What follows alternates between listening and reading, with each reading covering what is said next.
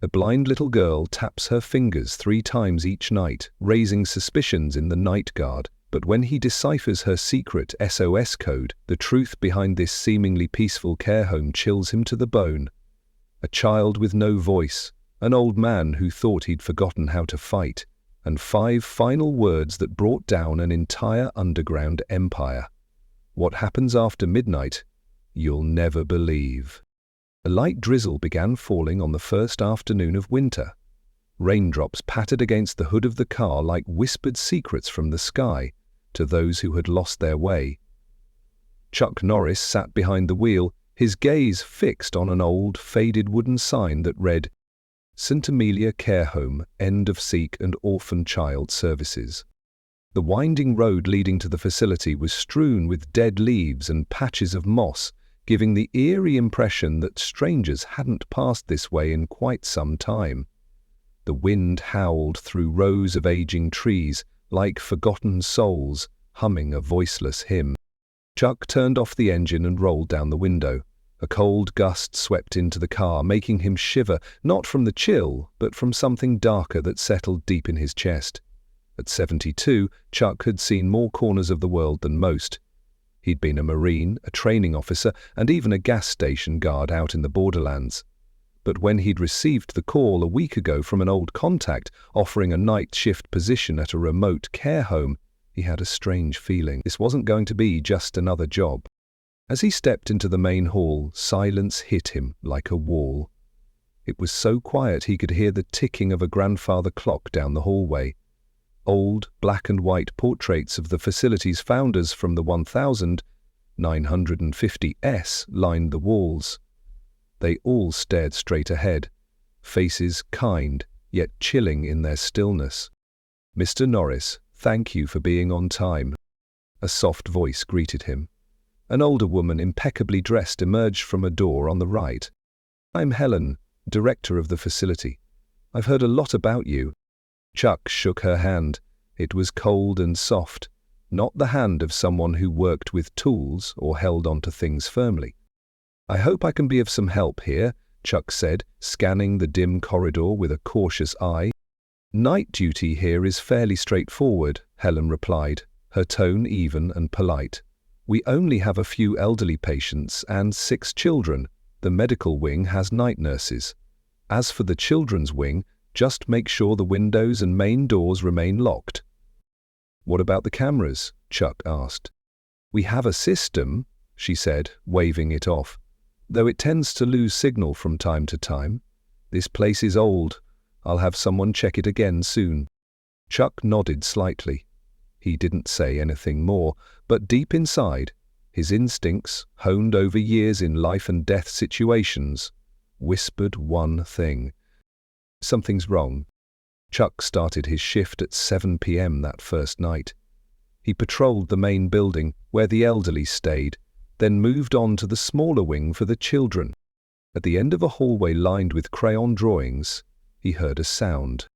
Knock, knock, knock. 3 soft taps. It came from the last room on the left. Chuck approached and gently pushed the door open. The room was small, with thick curtains and a dim yellow light hanging above a little bed. On the bed sat a small girl, curled up, her back against the wall, her tiny hand resting on a wooden side table. She didn't speak, but her fingers were tapping the edge of the table in a steady, rhythmic pattern. "Hello there," Chuck said softly, like a grandfather waking a child from a nap. "My name's Chuck." The girl didn't react. Her eyes didn't focus, but they didn't flinch either. That's when he realized she was blind. A name card was pinned at the edge of her bed. Lily Anderson, age 7, congenital blindness status, mute, cause unknown. Chuck didn't leave. He walked in quietly and sat on a chair near the window, silently keeping her company for a few minutes. On impulse, he tapped the tabletop. 3 gentle knocks. Just like her. Lily froze. Her tiny hands stopped tapping. Then she slowly turned toward him, so delicately, like a flower recognizing sunlight. For the first time in years, Chuck felt something, like a faint beam of light cutting through the dust that had long settled over his life. Each night after that, Chuck would stop by Lily's room during his rounds. They didn't speak. He would sit with her, sometimes tapping a beat. To his surprise, Lily started tapping back, with varying speeds, pauses, and lengths, almost like she was responding.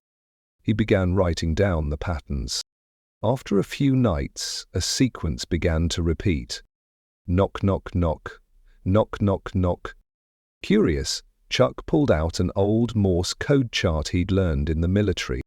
His hand trembled as he translated it. HEPML. Help me. Cold sweat broke out on his back, despite the freezing December night. A blind, mute child sending an SOS signal. It couldn't be a coincidence. And it couldn't be a prank. Chuck decided it was time to talk to the director. Has Lily ever been mistreated or bullied? He asked. Helen gave her usual gentle smile. No, she's very sweet, just traumatized. She lost her parents in a fire at a mental health shelter. We took her in last year. Does she have any surviving relatives? None, Helen said with a soft sigh. Poor girl. Chuck didn't push further, but inside, the storm had begun. The next morning, Chuck walked around the facility and spoke with a few staff members. One of them, a nurse named Thomas, around 30 years old and relatively new, pulled him aside and whispered, Mr. Norris, please don't tell anyone I said this, but something's not right here. What do you mean? There are missing records. The hallway cameras always go out at exactly 2 a.m., same time, every night. And Lily? Thomas glanced around, then sighed. She used to talk. She stopped after the fire. But I've heard nurses say she often has night terrors, and every time she does, the cameras in her hallway lose signal. Chuck said nothing, but his thoughts raced. Back in the security room, he pulled up the surveillance logs. Night after night, the hallway near Lily's room, camera 7, went dark from 2 o'clock to 2:15 a.m. every single night. And Lily, blind, mute Lily, was the only one crying out. And he was the only one who heard her. That night, the rain returned. Chuck entered Lily's room quietly. She straightened up the moment she heard his footsteps. What are you afraid of, Lily? He asked, kneeling beside her and gently tapping the tabletop. I'm here. I can hear you. Her small body trembled. She reached for the table and tapped 5 new beats. Chuck wrote them down and decoded. T. Hunt, HHE, E, E. They come. Who comes? He whispered. Lily, please, if you can, just say one word. She clenched her tiny fists, then suddenly collapsed, clutching her head, silently sobbing. Chuck wrapped his arms around her, and for the first time since taking this job, he let a single tear fall down his cheek. Not from fear, but from helplessness. A child was calling out from the dark, and the world had chosen to stay silent. On the 6th night of the week, it wasn't raining, but the clouds hung low, as if the sky itself was ready to be swallowed by the earth.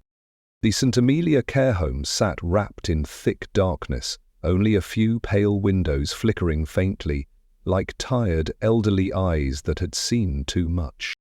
Chuck sat alone in the security room. The flickering neon above reminded him of Panama jungle nights 40 years ago, long, sleepless nights, listening for the slightest rustle in the trees. But tonight, the enemy didn't carry a rifle. They wore a human face. He powered up the surveillance system. Though outdated, it still worked. He split the screen into 9 quadrants: main hallway, medical room, back exit, children's wing. His eyes stopped at camera 7, Lily's corridor. 1:59 a.m.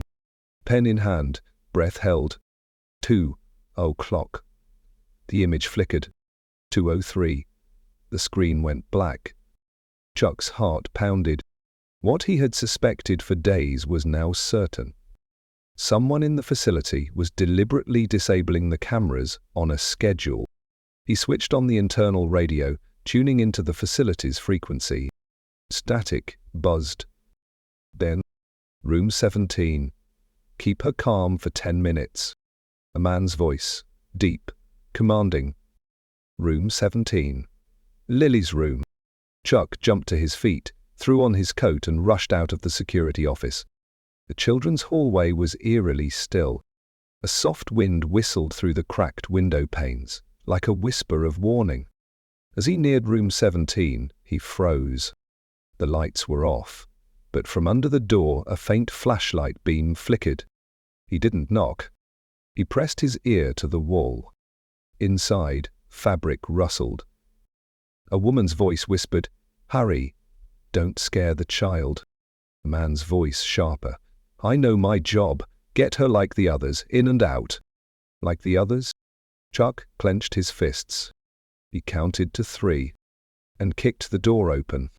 What he saw, he would never forget. Lily was strapped to a gurney, wrapped in a blanket. 2 figures, one male, one female, both in white uniforms, wearing surgical masks and gloves, their eyes wide, their faces startled. "What's going on?" Chuck's voice was low but sharp. The woman tried to smile.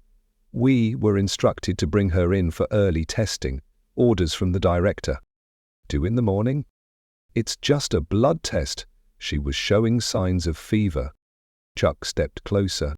Lily didn't scream, didn't struggle. She only trembled and tapped weakly against the gurney frame. Astuba. A. Y. Dis. E. He turned to them. "Put her down. I'll take her back to her room." The man stepped forward, tone firm.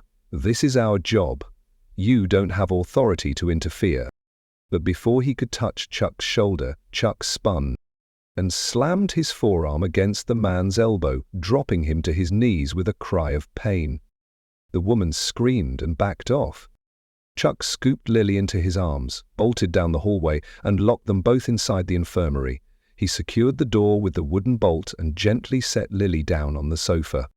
The lights came on. She curled into herself, but for the first time turned her face toward his voice. "I remember they took my friend." Her voice was like thread, thin, frail, but clear. Chuck knelt beside her, hands on her shoulders. You can speak? Since when?" "Since my mum died," she whispered. "They said no one would believe me." The next morning, Chuck found Thomas in the break room. "Do you know anything about other children? Before Lily, were there any that were taken?"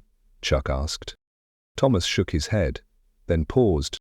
"Actually, Anne, she was 6, disappeared last month. They said a relative picked her up." He hesitated, but there was no paperwork. "What about the cameras that night?" The end of fear. Signal lost. Chuck's jaw clenched. The pieces were falling into place. He headed back to the control room to review surveillance logs from the past 3 months. But the hard drive had been removed. On the desk sat a handwritten note. "Not everyone is blind, but many choose to close their eyes. Be careful, old guard." No signature. That night, Chuck didn't stay in the control room. He packed a flashlight, a radio, and an old pocket recorder, one he used during Cold War ops, a relic he had never discarded. He planted 3 covert recording devices, one in the infirmary, one above Lily's hallway, one by the back gate. 2:00 a.m. Signal lost. But this time, Chuck didn't go to Lily's room. He hid behind an old electrical cabinet near the children's wing, watching through a narrow slit in the metal panel. A white ambulance pulled up. No license plates. 2 people stepped out, dressed in clean white uniforms. They went inside. Moments later, a flashlight beam emerged. They were carrying a gurney draped with a white sheet. And it wasn't Lily. It was Hugo, 5 years old. Chuck followed them silently, As the van prepared to leave, he crouched and scrawled the barely visible license letters under the rear bumper. TQL93. The van roared off into the forest. At sunrise, Chuck called an old friend, once a federal agent. "I need you to trace license TQL93. Might be a fake ambulance involved in human trafficking." His friend hesitated, then replied, "I'll check. But Chuck, if you're right, you're poking a cobra nest. We've both lived in jungles. I know how to spot venom." Silence followed. That afternoon, Lily was moved to a shared room for safety. Chuck stayed with her the whole night. He spoke more, quiet threads of truth floating in the dark. "Uncle, I saw them inject my friends. They slept and didn't wake up. They wore white, but they weren't doctors. He said I was special because I couldn't see. I couldn't testify." Chuck's mind jumped back to old federal investigations, cases where private medical centers were suspected of illegal biological trials on orphaned children. Always the same setup. No family, no paperwork, no accountability. Just like St. Amelia, a benevolent care home, soft-spoken director. Conveniently malfunctioning cameras, a blind child no one believed, and one old guard who saw everything. Chuck stared out the window. Rain fell again. He whispered, "Lily, you may or may not remember all of this, but I promise this time I won't look away." The wind howled through the forest behind St. Amelia. Each gust felt like the ghosts of the past returning to scream. In a side room next to the security office, Chuck sat motionless, staring at a freshly printed photo, a grainy still from the surveillance camera. Taken at 2:08 a.m., it showed a gurney covered in white cloth being wheeled down the hallway. The person pushing it wore white. No hospital badge. No name tag. Chuck knew now. Exposing the truth would take more than old cameras and whispered stories. He needed evidence, and he had to do it alone. The next morning, Chuck walked into Helen's office. She was watering a pot of white orchids on the windows.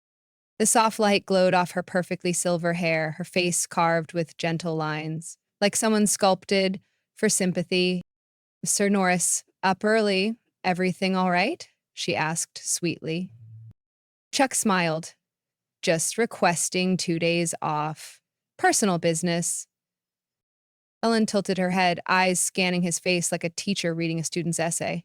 "Of course. I hope the job hasn't been too exhausting." "Not at all. In fact, things here are almost too quiet," Chuck replied, not breaking eye contact. "That's what healing places should be, Mr. Norris," she said, smiling warmly. To anyone else, her smile would seem motherly. To Chuck, it chilled him to the bone. That same day, Chuck didn't go home. He drove over 3 hours to the Provincial Health Administration office.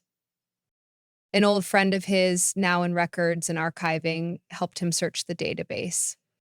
They pulled up St. Amelia's list of sponsored children from the past 2 years.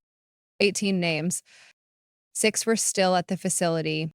12 had been marked transferred to relatives, but none of the transfers had verified documentation.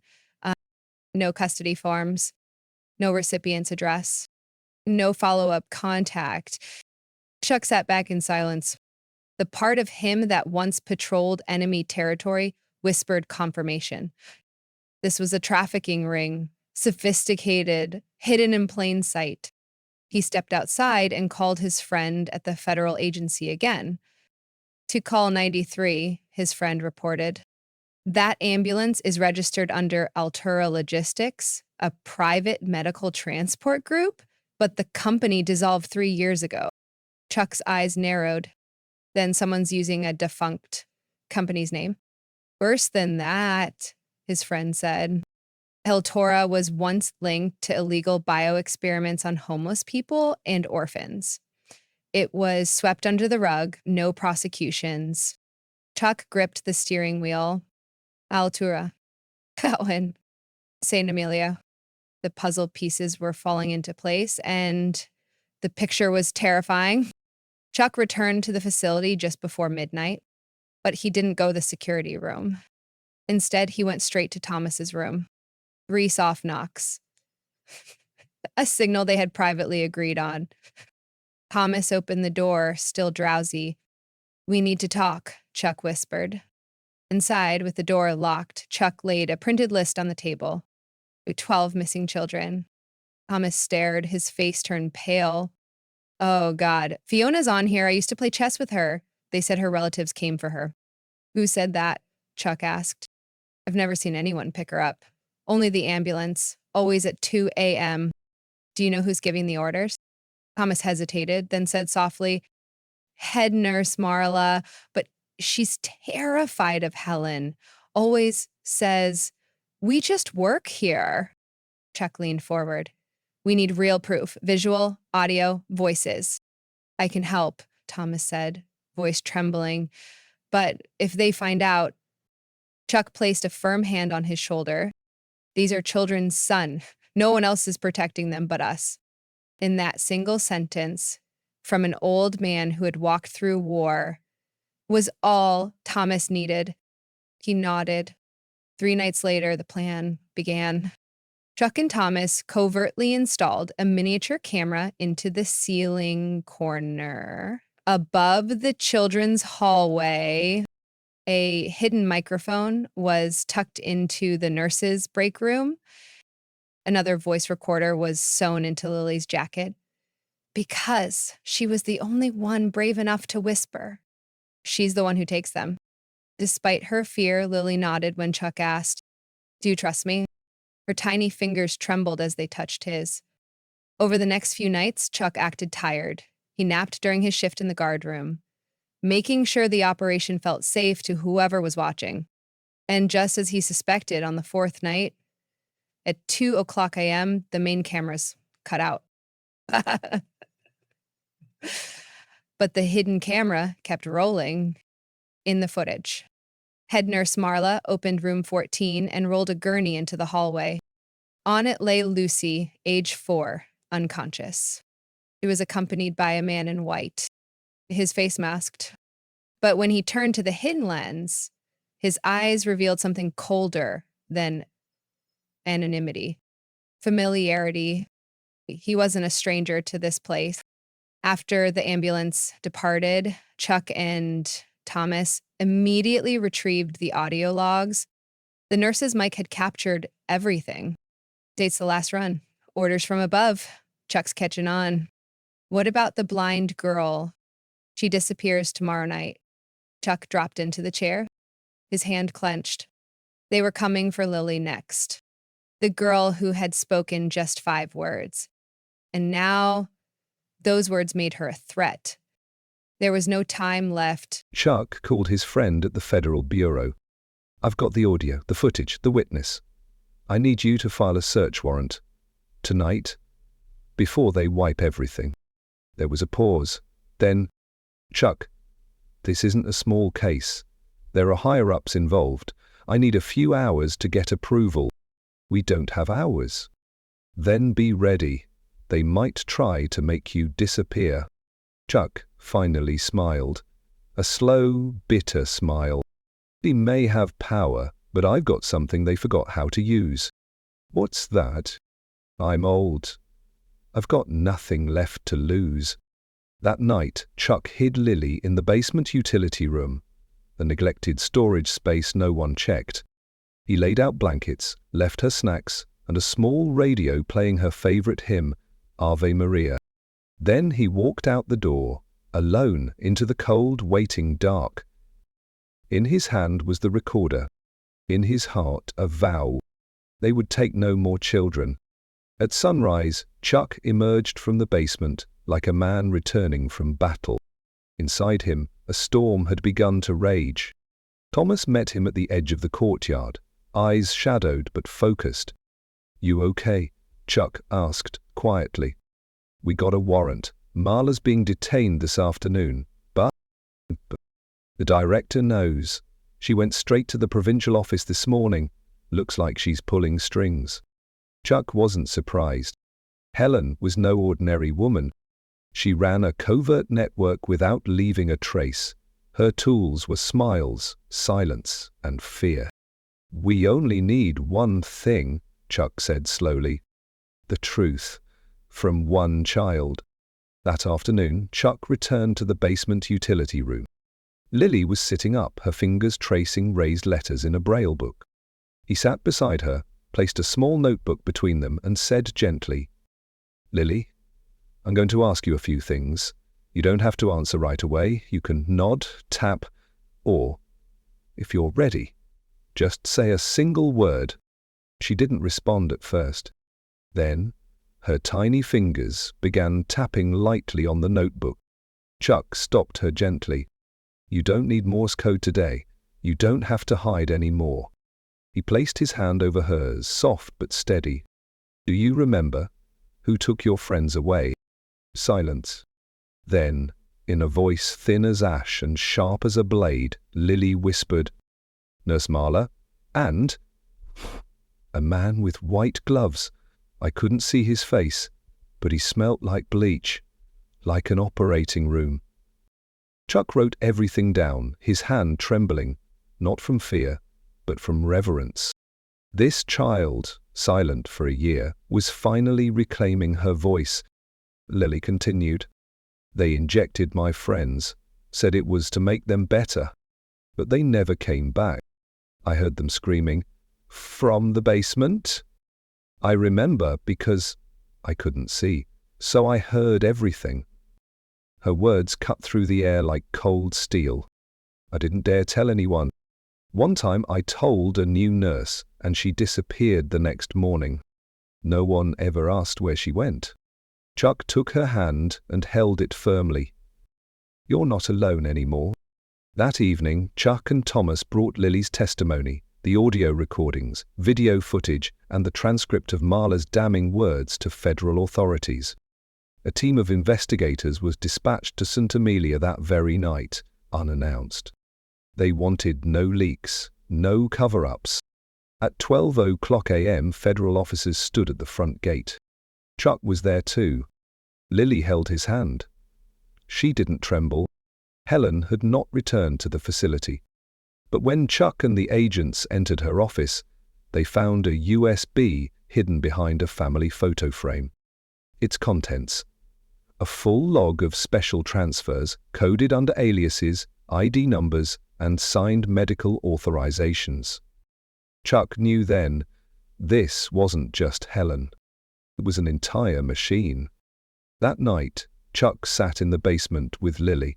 Outside, snow began to fall. Are you cold? He asked. She shook her head. Then whispered, You know, the first time I met you, I thought you were one of the people who came to take us. Chuck smiled sadly. Do I look that scary? No. But you entered the room without making a sound. Just like 'em. Only, you knocked 3 times. He tapped the floor softly. Knock, knock. Lily nodded.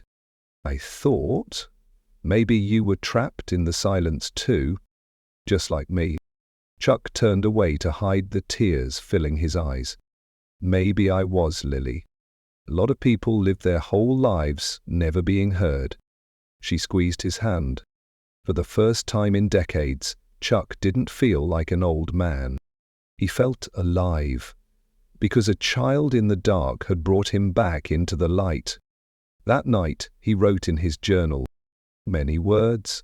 We don't need many words. Just the right ones, said at the right time. 5 words can change a life. The next morning, St. Amelia looked like a different place. The skies were grey. The wind howled through broken windows like memories finally let out. Federal officers were posted on the grounds. Nurse Marla was under arrest. The director's office sealed. But Helen had not returned. Chuck sat alone in the watchroom, his coffee cold. He'd faced war criminals. He'd faced death. But he had never seen a predator as silent as Helen. She returned at midnight. The doors creaked open at exactly 12:00 a.m. Helen walked in, hands empty, expression calm, coat unwrinkled, like she had just stepped out of a charity luncheon. "Mr. Norris?" she smiled. "Still up?" Chuck didn't answer. He only stared, his eyes like sharpened flint. She strolled toward her old office. But federal agents were already waiting. "Stop there, Mum." She turned, unfazed. My, so many unexpected visitors. Chuck stepped forward and placed the folder on the table. The USB. Transfer logs. Audio evidence. A witness. And her voice. Helen's smile faltered, just slightly. "You think you've won?" "No," Chuck said. "I think I've just begun." Helen didn't argue. She extended her wrists, ready for cuffs. But as the officer reached out, she said coldly, "You think you saved them? 5? 10? There are thousands more. I'm just a janitor." Chuck leaned closer, his voice low and carved from granite. "You are exactly what I thought only existed in war. Monster in a white coat, quoting poetry while killing children with syringes. I won't let you speak another word." Helen was handcuffed. As she passed Lily, standing quietly by the door, she didn't dare look at her. 2 days later, Chuck Norris was summoned to the district courthouse. It was a preliminary hearing, but the courtroom was packed. Evidence had been submitted. Suspects detained. But one thing remained. Could the girl testify? Lily sat behind protective glass in the witness room, her hands folded in her lap, her face calm but unreadable. The defense attorney spoke first. "This child is blind. Formerly mute, she suffers from trauma-induced hallucinations. Her testimony lacks clarity." A murmur ran through the courtroom. Judge Phillips, a hard-edged man known for his strict standards, turned to Chuck. "Mr. Norris, you've spent weeks with this child. Can you assure this court she can be trusted to tell the truth?" Chuck stood slowly. He didn't look at the judge. He looked at Lily. She gave a soft nod, almost invisible, like permission. Chuck turned back and spoke with steady, deliberate weight. "She said 5 things to me. 5 sentences. No coaching, no prompting, just memories. Memories that were buried deep because she was told no one would believe her." The room fell silent. Chuck stepped forward. "And if I must, I'll repeat every word, so the whole world hears them." He raised his hand, voice unwavering. She said, "They took the others away. They locked my friend in the basement. There was a strange smell, like chemicals. I heard screaming. Uncle Chuck saved me." 5 sentences. Not shouted, not rehearsed, but pure, honest echoes of horror. Judge Phillips paused. Ben nodded slowly. "This court will proceed with the charges. Conspiracy to traffic minors, unlawful experimentation, falsification of medical records, and abuse of power within a public health institution." Chuck closed his eyes. Not in triumph, but in relief, because at last someone had listened. That same afternoon, Chuck returned to St. Amelia. The snow was starting to melt, and Lily was waiting for him. As he walked in, she looked up from her braille book and said, "You spoke for me." Chuck sat down beside her and smiled. "No. You spoke. I just listened." She handed him a piece of paper, written in wobbly, uneven letters. "I'm not afraid anymore." Outside, snow fell gently. A breeze blew through the old pines, not as a ghost's whisper, but as a sigh of peace. In a small room where an old man and a blind girl sat together, there was warmth. The warmth of trust, of healing. and of something Chuck never expected to find in the winter of his life. A child's voice. That saved the world. Winter passed, but some snow still lingered on the back steps of St. Amelia. Early spring winds began to stir the bare branches, and for the first time in months, sunlight poured in through the windows. A new director had been appointed, and passionate staff members were kept. A humanitarian agency now oversaw child welfare. The halls no longer echoed with secrets. Now they carried quiet laughter, doors gently opening, and sometimes the first words of children who had once forgotten how to speak. Lily no longer stayed in room 17. She had been moved to a bright room with a window that caught the morning sun. By her bed, a rack of braille books, a small wooden guitar, and a pot of sunflowers that Chuck had brought her. She liked sunflowers, not because she could see them, but because Chuck had told her. They always face the light, even when the sky is full of clouds. Chuck never left the facility. No one told him to stay. He just knew.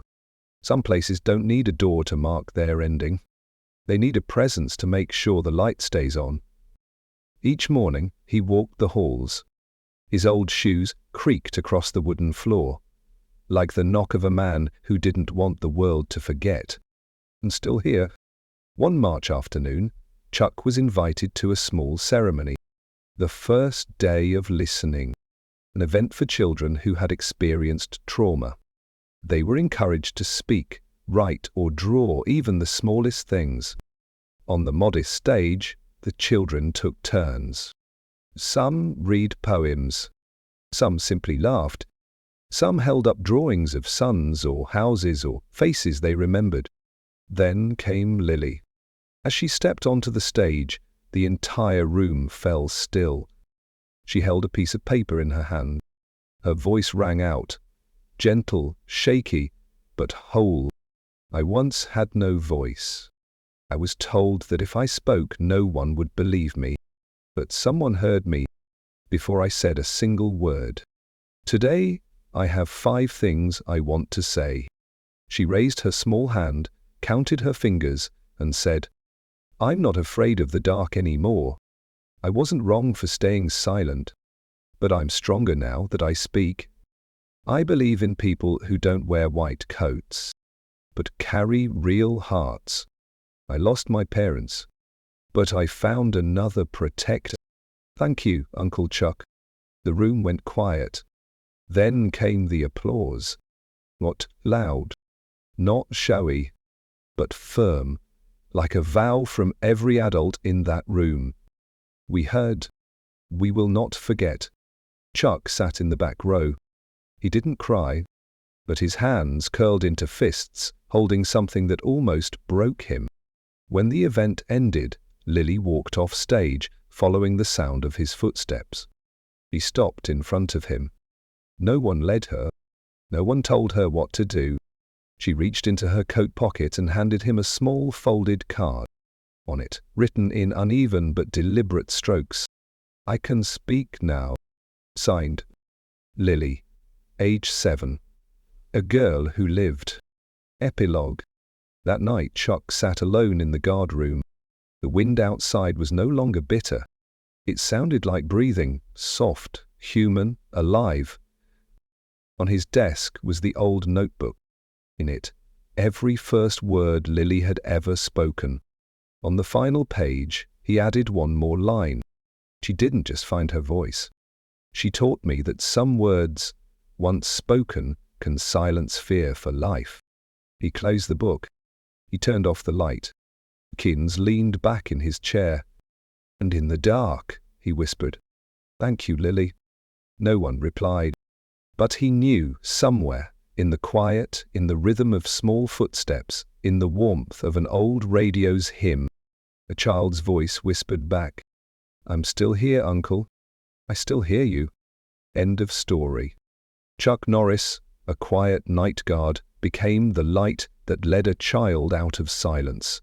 Not with fists, not with fame, but with the one thing the world forgets too easily, listening.